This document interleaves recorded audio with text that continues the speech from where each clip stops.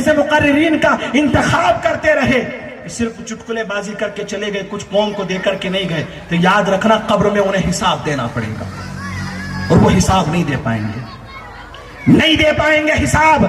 میرے آقا نے اتنی پریشانیاں اٹھائیں کہ آپ کی پیشانی مبارک سے پیر مبارک تک خون ہی خون.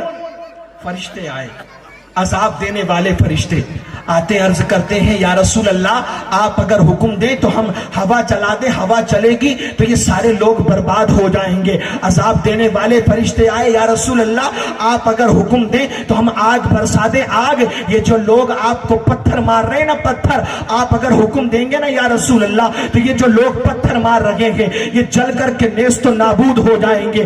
آئے عذاب دینے والے فرشتے, عرض کرنے لگے یا رسول اللہ تو ہم ان بستیوں کو پلٹ دیں گے, ہم ان بستیوں کو الٹ پلٹ کر دیں گے. یا رسول اللہ آپ حکم دیں, آپ اشارہ کر دیں میرے آقا, ہم ان بستیوں کو نیست و نابود کر دیں گے, ہم ان بستیوں کو مٹا دیں گے.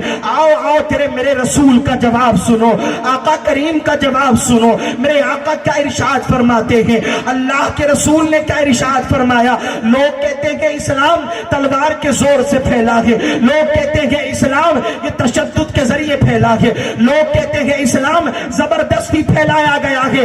یاد رکھنا تاریخ کے اندر میرے عزیزوں ایک جملہ یہ بھی آتا ہے کہ جو چیز زبردستی پھیلائی جاتی ہے یا زبردستی منوائی جاتی ہے, ظلم و ستم کرنے کے بعد میں جس چیز پر قبضہ کر لیا جاتا ہے وہ چیز 5 سال رہے گی, 10 سال رہے گی, تو 4 سال رہے گی, لیکن ہمیشہ کے لیے نہیں رہے گی. جو چیز ظلم و ستم کے بعد میں پھیلائی جاتی ہے وہ چیز ہمیشہ نہیں رہتی ہے, لیکن جو چیز اخلاق کے ذریعے محبت کے ذریعے پھیلائی جاتی ہے وہ چیز ہمیشہ رہتی ہے اور قیامت تک وہ چیز رہنے والی ہے. مذہب اسلام زبردستی نہیں بلکہ تیرے میرے رسول کے اخلاق سے پھیلا, تلوار سے نہیں بلکہ اللہ کے رسول کے اخلاق سے پھیلائے. میرے آقا فرماتے عذاب نہیں دینا, عذاب نہیں دینا.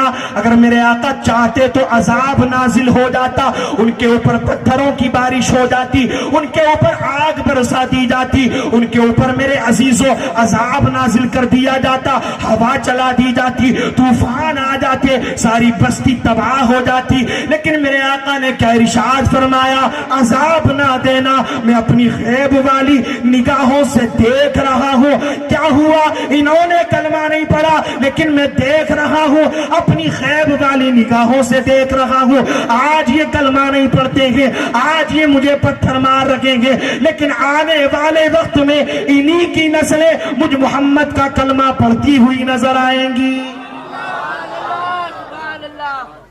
میرا کلمہ پڑھتی ہوئی نظر آئیں گی, یہ میں اپنی غیب والی نگاہوں سے دیکھ رہا ہوں. بات آ رہی ہے نہیں آ رہی سمجھ میں؟ بولو آ رہی ہے نا بات سمجھ میں؟ تو جب پریشانی آئی نا تو صحابہ نے عرض کی یا رسول اللہ یہ ہم پر پریشانیاں کیوں آ رہی ہیں, ہم تو آپ کے ماننے والے ہیں, ہم تو اللہ کے ماننے والے ہیں, ہم تو اللہ کے رسول کے ماننے والے ہیں. یا رسول اللہ آپ سچے ہیں, اللہ سچا ہے, تو یہ پریشانیاں, پہلے اسٹیج کی توجہ, یہ پریشانیاں کیوں آ رہی ہیں؟ جب صحابہ نے یہ سوال کیا صحابہ نے تو آیت نازل ہوئی احسب الناس ان یترکوا ان یقولوا آمنا وهم لا یفتنون.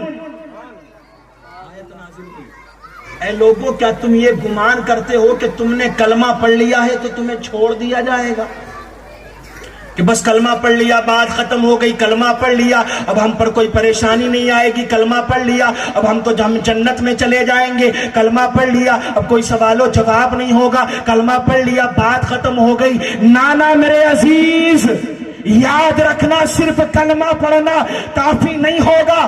قرآن نے بتا دیا, اللہ نے ارشاد فرما دیا, یہ مت سوچنا کہ صرف کلمہ پڑھ لیا ہے, ایمان لے آئے ہو, نبی کو مان لیا ہے, اللہ کو مان لیا ہے, بات ختم ہو گئی ہے. اگر کلمہ پڑھا ہے, ایمان لے کر کے آئے ہو, اللہ کے رسول کو مانا ہے, نبی سے محبت کی ہے, اب محبت امتحان لیتی ہے, عشق امتحان لیتا ہے. جب نبی سے پیار کیا ہے, نبی سے محبت کی ہے, تو اب امتحان بھی دینا پڑے گا. کلمہ پڑھ لیا ہے, اب جس کا جیسا ایمان ہوگا, جس کا جتنا مضبوط ایمان ہوگا, اس کو اتنی ہی زیادہ پریشانیوں کا سامنا کرنا. نبی کی محبت میں اگر سب کچھ چلا جائے تو ہم دینے کے لیے تیار ہیں.